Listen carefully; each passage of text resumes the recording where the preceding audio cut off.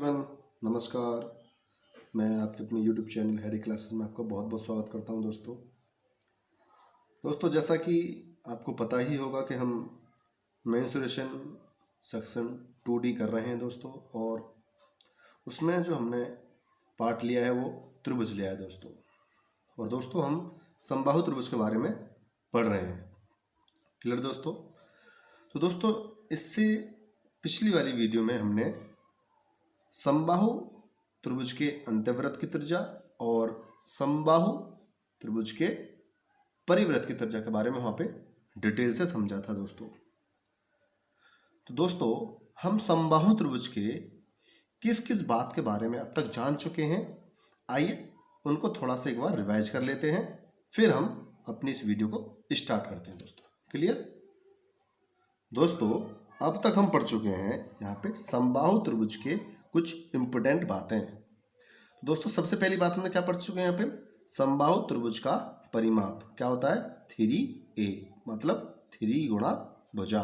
Clear दोस्तों? दूसरी बात क्या पढ़ चुके हैं दोस्तों, समबाहु त्रिभुज के शीर्षलंब अर्थात ऊंचाई की लंबाई क्या होती है, √3/2 गुणा भुजा, अर्थात जिसको हम a से शो कर रहे हैं। तीसरी बात क्या है दोस्तों, समबाहु त्रिभुज का क्षेत्रफल √3/4 गुणा a² अर्थात भुजा स्क्वायर। चौथी बात क्या पढ़ चुके हैं दोस्तों, समबाहु त्रिभुज के अंतःवृत्त की त्रिज्या, जिसको हम स्मॉल r से शो करते हैं, और जिसका हमने यहाँ पे सूत्र ड्राइव किया था a/2 √3। दोस्तों यहाँ पे a क्या है, समबाहु त्रिभुज की भुजा। क्लियर दोस्तों? पांचवी बात हमने क्या समझी थी दोस्तों, समबाहु त्रिभुज के परिवृत्त की त्रिज्या, जिसको हम बड़ी r से शो करते हैं, और उसका सूत्र हमने यहाँ पे ये वाला यहाँ पे समझा था a/√3। ठीक है दोस्तों? तो इन बातों को अब तक हम दोस्तों पढ़ चुके हैं, और इन्हीं की मदद से आज हम कुछ महत्वपूर्ण क्वेश्चन करने वाले हैं। लेकिन उससे पहले एक छोटी सी हमारी 2-3 बातें हैं, उनको थोड़ा डिस्कस कर लेते हैं दोस्तों। क्लियर? तो दोस्तों जैसा कि आपको यहाँ पे हेडिंग दिखाई दे रही होगी दोस्तों, समबाहु त्रिभुज के अंतःवृत्त तथा परिवृत्त की त्रिज्याओं में क्या संबंध होता है दोस्तों मैंने आपको बताया था अभी कि समबाहु त्रिभुज के, देखो दोस्तों ये हमारा समबाहु त्रिभुज है, ठीक है, और इसके ये क्या है, इसका परिवृत्त है ये, ठीक है। और दोस्तों ये एक समबाहु त्रिभुज है यहाँ पे, इसके ये अंतर्वृत्त है, इसे हम अंतर्वृत्त बोलते हैं। क्लियर दोस्तों? तो यहाँ पर हमने क्या समझा था कि यहाँ पे हमने जाना था दोस्तों अभी कि यहाँ पे जो r बराबर होता है दोस्तों, वो होता है हमारा a/√3। क्लियर दोस्तों? ये हमने अभी समझा था।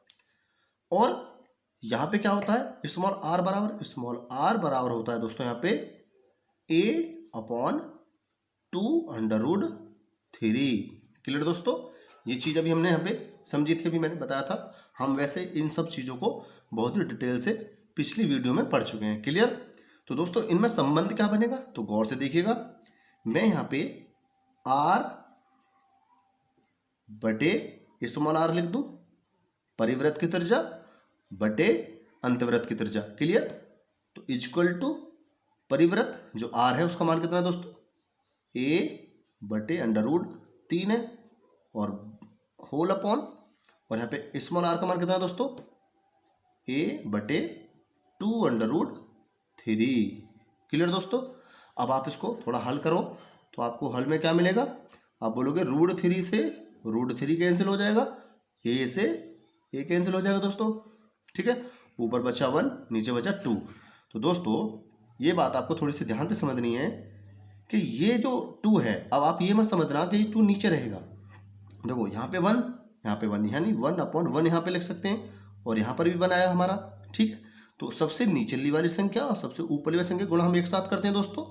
क्लियर? और बीच वाली संख्या गुणा हम एक साथ करते हैं। तो सबसे पहले 2 की गुणा 1 में करेंगे तो 2 एकम 2/1 गुणा 1 में करेंगे तो कितना जाएगा 1। तो दोस्तों हमारे पास जो रिजल्ट बना वो बना है दोस्तों क्या, कि r/r बराबर 2/1। क्लियर दोस्तों? इसी को आपको एक तरह से ये समझ के चलना है कि ये हमारा एक बहुत ही इंपॉर्टेंट रिजल्ट है। ठीक है दोस्तों? ये बात आपकी समझ में आ गई दोस्तों। अब इसका अर्थ क्या है दोस्तों, थोड़ा इसको जल्दी से हम समझ लेते हैं। इसका अर्थ दोस्तों यहाँ पे ये निकल के आ रहा है कि अगर अंत्यवृत्त की त्रिज्या हमारी 1 है तो बाह्य यानी कि सॉरी परिवृत्त की जो त्रिज्या होगी वो हमारी कितनी होगी, 2 होगी, मतलब उसकी डबल, दुगनी। बात समझ पा रहे हो? या हम इसको ऐसे भी लिख सकते हैं कि r की मल्टीप्लाई जब 1 में करोगे तो r आएगा, इक्वल टू 2 की मल्टीप्लाई r में करोगे समझ तो 2r आएगा। तो यहाँ से भी आप समझ सकते हो कि जो परिवृत्त की त्रिज्या होती है वो दुगनी होती है अंत्यवृत्त की त्रिज्या से। बात समझ में आई? परिवृत्त की त्रिज्या जो r है वो दुगनी होती है अंत्यवृत्त की त्रिज्या से। बात समझ पा रहे हो दोस्तों? अगर मान के चलो मैं आपसे पूछूं कि भाई परिवृत्त की त्रिज्या है हमारे पास 10 सेंटीमीटर, परिवृत्त की त्रिज्या क्या है दोस्तों हमारे पास 10 सेंटीमीटर। तो अब मैं आपसे पूछूं कि भाई मुझे बताओ कि अंत्यवृत्त की त्रिज्या क्या बनेगी, तो मैं बोलूँगा कि भाई जब परिवृत्त की त्रिज्या हमारे पास 10 है और हमें अंत्यवृत्त की निकालनी है तो 2r हम लिख देंगे। तो हम जब 2 से इसमें भाग करेंगे तो r बराबर दोस्तों क्या आ जाएगा 10/2, यानी कि कितना आ जाएगा दोस्तों, r बराबर आ जाएगा 5 सेंटीमीटर। बात समझ पा रहे हो दोस्तों मेरी? तो इसका मतलब यहाँ पे बस यही है दोस्तों कि हम अगर पूछें कि भाई परिवृत्त की त्रिज्या और अंतवृत्त की त्रिज्या में अनुपात कितना होता है, तो आप बोल सकते हो 2:1 होता है। बात समझ पा रहे हो यहाँ तक? तो यहाँ पे आप कोई सा भी रिजल्ट अपने दिमाग से लगा सकते हो। क्लियर? आगे बढ़ते हैं दोस्तों। अब बात करते हैं दोस्तों नेक्स्ट पॉइंट पर। क्लियर? नेक्स्ट पॉइंट क्या है हमारा यहाँ पे, समबाहु त्रिभुज के परिवृत्त तथा अंतवृत्त के क्षेत्रफलों में संबंध। दोस्तों बहुत ही इंपॉर्टेंट टॉपिक है ये, बहुत ही इंपॉर्टेंट, बहुत क्वेश्चन बनते हैं एग्जाम में इसके ऊपर, ध्यान से समझना थोड़ा। क्लियर? तो दोस्तों हम क्या करने वाले हैं, तो सबसे पहले हमें पता है कि ये हमारे परिवृत्त है, तो हमने अभी पीछे ही पढ़ा है कि r बराबर a/√3। क्लियर दोस्तों? और इसका हमने क्या संबंध पढ़ा है अभी, r बराबर a/2√3। क्लियर दोस्तों? अब मैं आपसे पूछता हूं दोस्तों यहाँ पे कि ये जो परिवृत्त है आप इसका क्षेत्रफल निकालिए। इस परिवृत्त का जो बड़ा वाला यहाँ पे वृत्त दिखाई दे रहा है इसका आप क्या निकालिए दोस्तों, क्षेत्रफल निकालिए। तो वृत्त का क्षेत्रफल सब जानते हैं दोस्तों, बहुत ही साधारण सा सूत्र है, तो जिसको हम क्या बोलते हैं, वृत्त का क्षेत्रफल πr²। तो दोस्तों मैं इस परिवृत्त को मान लेता हूँ a1, इसके क्षेत्रफल में कैसे तो कर रहा हूँ a1 से, तो इसका फॉर्मूला बन जाएगा a1 बराबर πr²। क्लियर दोस्तों? ये बात आपको समझ में आ गई होगी। इसी तरह से दोस्तों मैं यहां इसको मान लेता हूं a2 बराबर πr²। ये जो मैंने क्षेत्रफल माना है a2, ये इस अंत्यवृत्त का माना है। क्लियर दोस्तों? अब मैं यहां पे क्या करने वाला हूं, तो मैं यहां पे दोस्तों r का मान रख सकता हूं किस तरह से, a1 बराबर r का मान दोस्तों क्या a/√3 है, तो जब मैं r का स्क्वायर करूंगा तो यहाँ पे बन जाएगा a²/√3 का जब आप वर्ग करोगे स्क्वायर करोगे तो रूट से स्क्वायर कैंसिल हो जाएगा, तो ओनली बचेगा 3। क्लियर दोस्तों? तो इसका मतलब हमारे पास a1 बराबर यानी कि परिवृत्त का जो क्षेत्रफल है वो आ जाएगा πa²/3। क्लियर दोस्तों? इसी प्रकार हम इधर आ जाते हैं, यहाँ पे हम दोस्तों क्या कर सकते हैं, a2 बराबर पाई, दोस्तों r का मान क्या है a/2√3, तो हम यहाँ पे जब स्क्वायर करेंगे तो ये हो जाएगा a²/2 का वर्ग क्या होगा 4, और रूट से स्क्वायर कैंसिल तो 3 बचा, 4×3=12। क्लियर दोस्तों? तो यहाँ पे हम लिख सकते हैं a2 बराबर πa²/12। क्लियर दोस्तों? ये दोस्तों हमारा परिवृत्त का क्षेत्रफल है और ये हमारा अंत्यवृत्त का क्षेत्रफल है। क्लियर दोस्तों? यहां तक बात समझ में आ गई होगी। अब दोस्तों मैं क्या करने वाला हूं, मैं पहले परिवृत्त के क्षेत्रफल को ऊपर रख लेता हूं और उसके बटे में अंतवृत्त के क्षेत्रफल को मैं यहाँ पे रख लेता हूं। तो इक्वल टू में क्या होगा, a1 की वैल्यू क्या है, तो आप बोलोगे πa² बटे 3 होल अपॉन, और A2 की वैल्यू क्या है दोस्तों, पाई ए स्क्वायर बटे 12। क्लियर दोस्तों, पाई ए स्क्वायर से पाई ए स्क्वायर कैंसिल हो जाएगी। ठीक है दोस्तों, यहाँ भी ये 1 बार, यहाँ भी 1 बार, तो 12 की गुणा 1 में हो जाएगी, तो ये हो जाएगा 12 एकम 12 बटे 3 एकम 3। क्लियर, तो हम इसको लिख सकते हैं 3 एकम 3, 3 चौक 12। तो दोस्तों यहाँ पे हमें क्या चीज़ समझ में आने वाली है कि परिव्रत का क्षेत्रफल, परिव्रत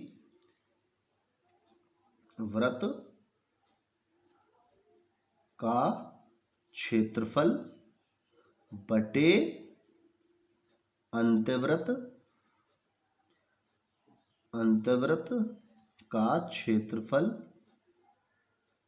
के बराबर क्या होगा दोस्तों, 4/1।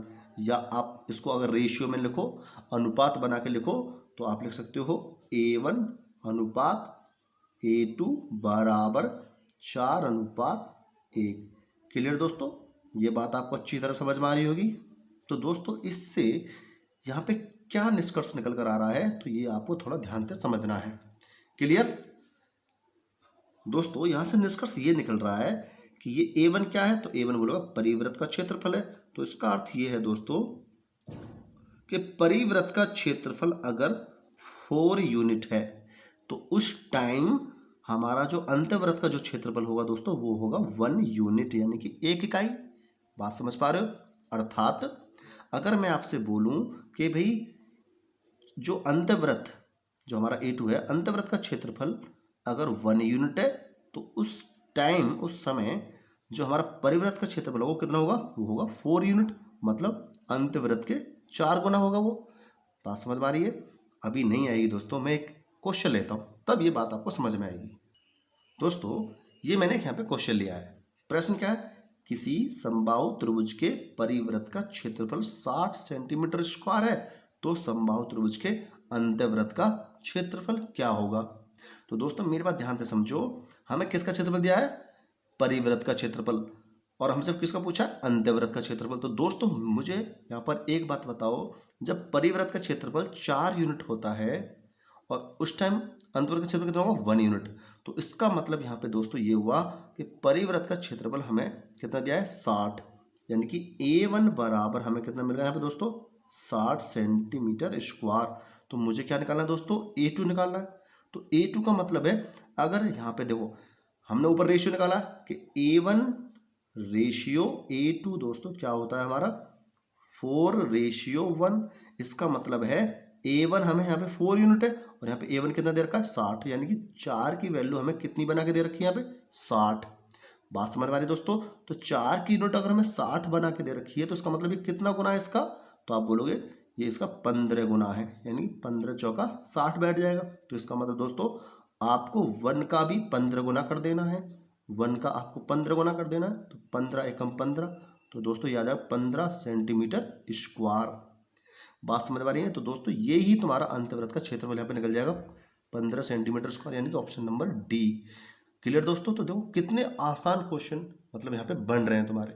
बस प्रॉब्लम क्या है, आपके कॉन्सेप्ट एकदम क्लियर होने चाहिए दोस्तों, ठीक है, कोई भी प्रॉब्लम तुम्हें नहीं आएगी। एक और क्वेश्चन लेता हूं मैं दोस्तों इसी पर आधारित। क्वेश्चन नंबर मैंने दोस्तों यहाँ पर 2 लिया है। किसी समबाहु त्रिभुज के अंतर्वृत्त का क्षेत्रफल 28 सेंटीमीटर स्क्वायर है, तो समबाहु त्रिभुज के परिव्रत का क्षेत्रफल ज्ञात कीजिए। दोस्तों हम ऊपर ही पढ़ चुके हैं कि परिव्रत का क्षेत्रफल अनुपात अंतर्वृत्त का क्षेत्रफल का रेशियो कितना होता है दोस्तों, होता है 4:1। क्लियर। लेकिन हमें क्या दिया है दोस्तों इसमें, अंतर्वृत्त का क्षेत्रफल। तो अंतर्वृत्त हमारा यहाँ पे A2 है, तो यहाँ पे यानी कि 1 के बराबर हमें कितना दिया दोस्तों, 28 सेंटीमीटर स्क्वायर।